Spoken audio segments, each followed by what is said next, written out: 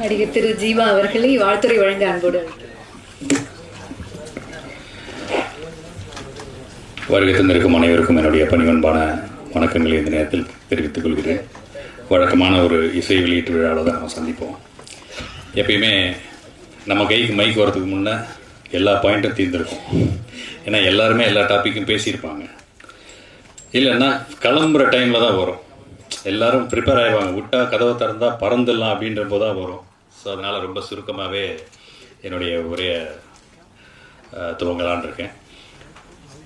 அருட்தந்தை வேதாத்ரி மகரிஷி அவர்கள், நான் அக்டோபர் 5, 2003 மகரிஷி அவர்களிடம் நேரடியாக பிரம்மஞான பயிற்சி எடுத்துக்கிட்டேன். அப்படி ஒரு பாக்கியம் எனக்கு கிடைச்சது. அதை இப்போ தான் முதல் தடவையாக ஒரு மேடையில் சொல்கிறேன். அதுக்கான சரியான மேடை இதுதான்னு நான் நினைக்கிறேன்.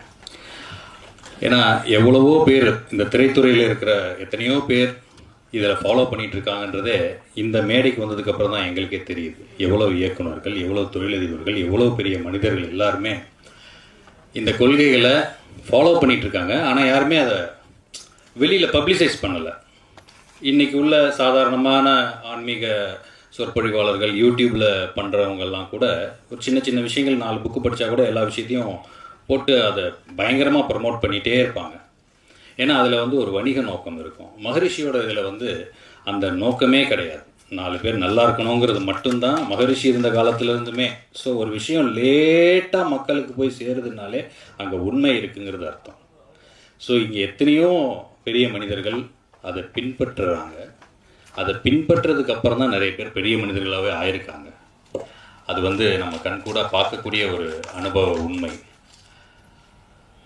உண்மையை சொல்லணும்னா எல்லாருக்குமே ஒரு காலத்தில் அந்த ஃப்ரஸ்ட்ரேஷன், ஸ்ட்ரெஸ்ஸு அதெல்லாம் தாண்டி ஒரு குழப்பமான சூழ்நிலையில் நான் அங்கே போனேன். நான் அதுக்கப்புறம் தெளிவானேன். அதுக்கப்புறம் என்னோடய லைஃப் மாறிச்சு அப்படின்றத நாங்கள் படத்தில் எப்படி ஆனந்த வாழ்க்கையில் சொன்னோமோ, நிறைய பேர் மேடையில் பேசின பிரபலங்களும் சரி, அதே போல் உடல் சார்ந்த பிரச்சனைகள்லேருந்து அவங்க எப்படி ஆரோக்கியமான ஒரு வாழ்க்கை முறைக்கு மாறினாங்கன்றதையும் இந்த பயிற்சிகள் மூலிமா அவங்க மாறினாங்கன்றதையும் ஒரு அனுபவ உண்மைகளாக இங்கே பகிர்ந்துக்கிட்டாங்க. நாங்கள் என்ன இப்போ படமாக என்ன சீன்ஸ் பண்ணோமோ அந்த சீன்ஸ் எனக்கு லைவாக நடந்த மாதிரி ஒரு எக்ஸ்பீரியன்ஸ். அதில் நாங்கள் ஷூட் பண்ணதை இங்கே மேடையில் பேசின நம்ம மரியாதைக்குரிய எஸ்பிஎம் ஐயா அவங்க பேசும்போது கூட நமக்கு அது ஹார்ட்லி கனெக்ட் ஆச்சு. சமுத்திரகனி சாராக இருக்கட்டும், எங்களுடைய குருநாதர் பாக்யராஜ் சார் அவர்களாக இருக்கட்டும், எல்லாருமே பேசும்போது எப்பயுமே எந்த ஒரு விஷயம் பேசினாலுமே எனக்குள்ளே கனெக்ட் ஆகிற ஒரு விஷயம் தலைவர் ரஜினிகாந்த் அவர்கள். உண்மையிலே எனக்கு இந்த தியானம் பண்ணணுங்கிற ஆர்வத்தை தூண்டியதே அவர் தான். அப்போது பாபா படம் ரிலீஸ் ஆன சமயம் தியானம், அந்த ஒரு பாபாஜியை தேடி அவங்க போவாங்க, அந்த இதெல்லாம் இருக்கும். அந்த சமயத்தில் நமக்கும் தியானம் பண்ணணுன்ற ஒரு ஆர்வம் இருக்குது. தலைவர் சொல்லிட்டாரு, மெடிடேஷன் பண்ணால் வாழ்க்கையில் முன்னுக்கு வரலாம், ஒரு நல்ல ஒரு ஃப்யூச்சர் இருக்கும் அப்படின்னு சொல்கிறாரு. இது யார்கிட்ட போகிறது, என்ன பண்ணுறது தெரியல. ஆனால் எனக்கு தியானம் பண்ணணும், இது கற்றுக்கணுன்ற ஒரு எண்ணம் மட்டும் இருந்தது. திடீர்னு நாங்கள் இப்போ மளிகை கடை வச்சுருந்தோம். எங்கள் கடைக்கு வர ஒரு பெரியவர் திடீர்னு ஒருத்தர் வந்தார். என்ன தம்பி பேசிகிட்டே இருக்கும்போது ஒரு நாள் சொன்னாங்க, எனக்கு தியானம் பண்ணணும்னு இன்ட்ரெஸ்ட்டுங்க, தலைவர் சொல்லியிருக்காருங்க. அப்படியா, சரி நான் ஒரு இடத்துக்கு நான் கூப்பிட்டு போகிறேன் அப்படின்னு சொல்லிட்டு என்னை ஆவடி அறிவு திருக்கோயிலில் கொண்டு போய் என்னை சேர்த்து விட்டு எனக்கு வேதகிரியை தீட்சை கொடுத்தாங்க. அதுக்கப்புறம் நான் தொடர்ந்து பயிற்சிகள் எடுத்தேன். கரெக்டாக அந்த ஒரு வருஷத்துக்குள்ளேயே நான் பிரம்மஞானமும் ஆழியாரில் கம்ப்ளீட் பண்ணேன். அந்த பெரியவரை நான் அதுக்கப்புறம் பார்க்கவே இல்லை. ஸோ நம்ம ஒரு விஷயத்த நினைக்கிறோம் அப்படின்னும் போது அந்த சக்தி, சமுத்திரகனி சார் பேசுன மாதிரி, அதுவே நம்மளை இழுத்துட்டு அது கொண்டு போய் நம்மளை எங்கே சேர்க்கணுமோ அதை சரியாக சேர்த்துரும். ஒரு சாதாரண பையனா, ஒரு சாதாரண மாணவனா ஆழியாரில் போய் நின்று மகரிஷியை தரிசிக்கிற பாக்கியத்தை கிடைச்ச ஒருத்தனுக்கு இன்னைக்கு எங்கள் துறை சார்ந்த அத்தனை பெரியவர்களும் இருக்கக்கூடிய மேடைகளில் அவர்கள் நம்மளை பற்றி பேசக்கூடிய ஒரு பெரும் பாக்கியம் கிடைச்சதுன்னு சொன்னால், அந்த சாதாரண பையன் ஒரு நடிகராகிற ஒரு வாய்ப்பு கிடைக்குது, அவனுக்குள்ள ஏதோ ஒரு அட்ராக்ஷன் இருக்குது, ஒரு திறமை இருக்குங்கிறது எல்லாமே உண்மையிலே அங்கே போனதுக்கப்புறம் தான் நான் மாறுறேன். அதுக்கு முன்னாடி நான் ஆர்டிஸ்ட் ஆகணும்னு நினச்சி பார்த்தது இல்லை, எதுவுமே நம்ம நினச்சி கூட பார்க்கல. ஸோ பட் நம்மளுடைய எண்ணங்களை வலிமையாக்குறதுக்கும் சொன்னாங்க இல்லையா, இப்போ ரஜினி சார் நம்ம திருவான்மியூர் மன்றத்துக்கு வந்தாங்கன்னு எஸ்பிஎம் ஐயா சொன்னதுக்கப்புறம் தான் எனக்கே தெரியும் அந்த இடத்துக்குன்னு ஒரு வைப்ரேஷன் இருக்குன்னு சொன்னாங்க இல்லையா. அது மாதிரி நீங்கள் ஆழியாருக்கு அவசியம். எப்பயுமே நம்ம ஒரு விஷயத்தை ரெக்கமெண்ட் பண்ணும்போது அதை நீங்கள் யான் பெற்ற இன்பம் பெருகை வையகம்ன்ற மாதிரி ஆழியாருக்கு இங்கே வந்திருக்கிற நண்பர்கள் அத்தனை பேருக்கும் தெரியும். உலகம் பூரா இருக்கக்கூடிய உலக சமுதாய சேவா சங்கத்தை சேர்ந்த நண்பர்கள் அத்தனை பேரும் அதை அனுபவிச்சிருப்பீங்க. வராத நண்பர்கள் ஒரு முறை அங்கே போய் நீங்கள் எல்லாரும் அதில் கோர்சஸ் எடுத்துக்கிட்டீங்கன்னு சொன்னால் அதோட எக்ஸ்பீரியன்ஸஸ் நீங்கள் லைஃப் லாங் மறக்கவே மாட்டீங்க. உங்கள் லைஃப் டெஃபினட்டாக சேஞ்ச் ஆகும். இந்த வாய்ப்பை எனக்கு தந்த அருட்தந்தை மகரிஷி அவர்களுக்கு இந்த நேரத்தில் என்னுடைய நன்றியை தெரிவிச்சுக்கிறேன். ஏன்னா அவங்களுடைய அருள் இல்லைன்னா இந்த வாய்ப்பு நிச்சயமாக எனக்கு கிடைச்சிருக்காது. என் இனிய நண்பர் சுப்பிரமணிய பாரதி, அவர் பல வருடமாக சினிமாவில் ஒரு இயக்குனராகிறதுக்கு வெற்றி வாய்ப்பை பெறுவதற்காக போராடி கொண்டிருந்தவர். அவருக்கு இப்பேற்பட்ட ஒரு அருள் வாய்ப்பு அவருக்கு கிடைச்சி அது திரையில் வந்திருக்கு.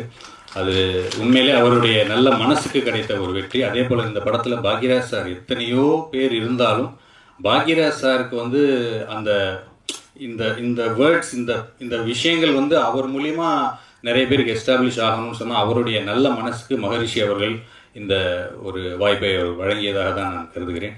அண்டு இங்கே நிறைய எங்களுடைய அறிவு திருக்கோளை சேர்ந்த ஐயா மயிலானந்தம் அவர்கள், துணைத் தலைவர் சின்னசாமி ஐயா அவர்கள், சிஇஓ முருகானந்தம் ஐயா அவர்கள், அப்புறம் வந்து நம்ம துணைத் தலைவர் ராமராஜ் காட்டன் நாகராஜன் சார் அவர்கள், சென்னை சில்க்ஸ் ஐயா அவர்கள், போத்தீஸ், எவ்வளோ தொழிலதிபர்கள், எவ்வளோ பெரிய மனிதர்கள் எல்லாருமே மகரிஷியுடைய அன்பர்களாகவும் அவருடைய கொள்கைகளை எடுத்து சென்று மக்கள்கிட்ட சேர்க்கக்கூடிய மனிதர்களாக இருக்கிறாங்கன்னு நினைக்கும் போது ரொம்ப சந்தோஷமாக இருக்குது. இன்னும் நிறைய பிரபலங்கள் பேச இங்கே இருக்கிறாங்க. என்னுடைய விட்டல் சார் இந்த படத்தில் ரஜினி சாருடைய ஃப்ரெண்டு, அவங்க இந்த படத்தில் தாத்தா கேரக்டர் நடிச்சிருந்தாங்க. அவங்க நிகழ்ச்சிக்கு வந்துட்டு கிளம்பிட்டாங்க. ஸோ அவங்களுக்கும் இந்த நேரத்தில் என்னுடைய நன்றி தெரிவிச்சு, படத்தில் நடிச்சிருக்கிற மீரா கிருஷ்ணன் மேடம், பிரியா, சோஃபியா, கதை நாயனாக நடித்து கொண்டிருக்கும் என் இனிய சகோதரர், அண்டு நம்மளுடைய எங்கள் மாமா கேரக்டர் நடித்த குரு ரங்கதுரை ஐயா அவர்கள். ஸோ அத்தனை பேருக்கும் இந்த நேரத்தில் என்னுடைய நன்றி தெரிவித்து, இதில் பணியாற்றிய இசையமைப்பாளர் சத்யா சாருக்கும், கேமராமேன், அசிஸ்டன்ட் டைரக்டர்ஸ், டெக்னீஷியன்ஸ் அத்தனை பேருக்கும், இந்த வாய்ப்பை எங்களுக்கு வழங்கிய அறிவு திருக்கோயில் நிர்வாகத்திற்கும், அனைவருக்கும் வந்திருக்கும் அத்தனை பத்திரிகை சகோதர சகோதரிகளுக்கும், நண்பர்களுக்கும், அன்பர்களுக்கும் என் நன்றியை தெரிவித்து விடைபெறுகிறேன். நன்றி, வணக்கம், வாழ்க வளமுடன்.